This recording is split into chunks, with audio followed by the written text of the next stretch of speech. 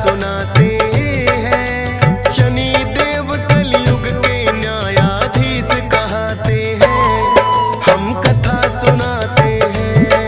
हे शनि देव महाराज, रखना भक्तों की लाज। हे शनि देव महाराज, रखना भक्तों की लाज।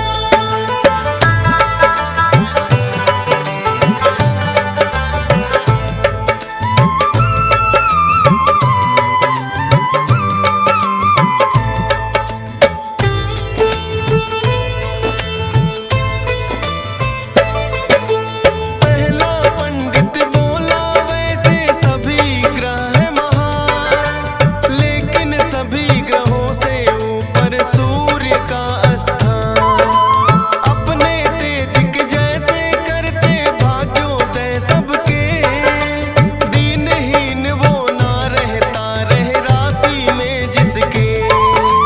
फिर दूजे पंडित ने उठकर सोम के गुण बतलाए, सबसे शीतल सोम ग्रह राजन माना जाए। जिस पे होती कृपा इनकी हो जाए उद्धार।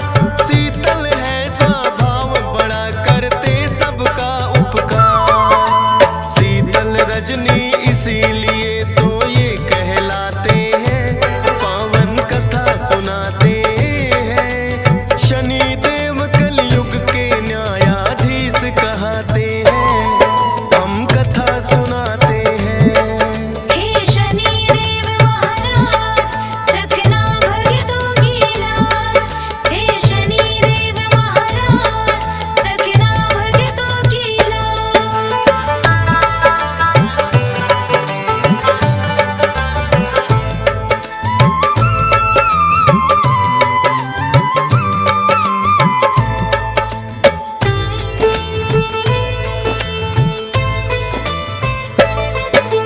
तीसरा पंडित बोला मंगल ग्रह है मंगलकारी, अनहित ना ये करे किसी का ऐसे है उपकारी। जिस पे इनकी होती कृपा उसके भाग्य खुले, जो भी मन में होती इच्छा सब कुछ उसे मिले।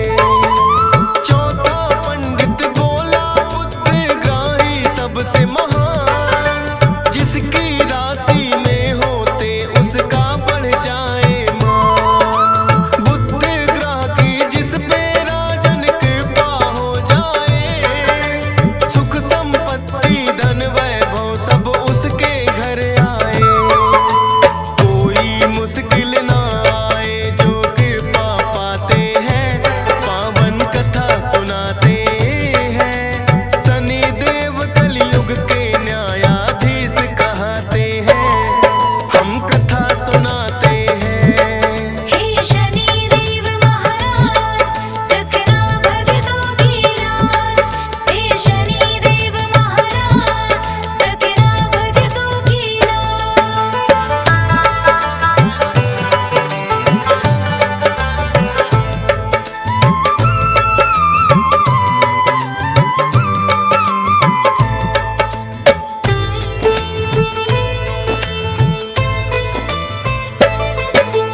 पांचवा पंडित गुरु ग्रह का करने लगा गुणगान।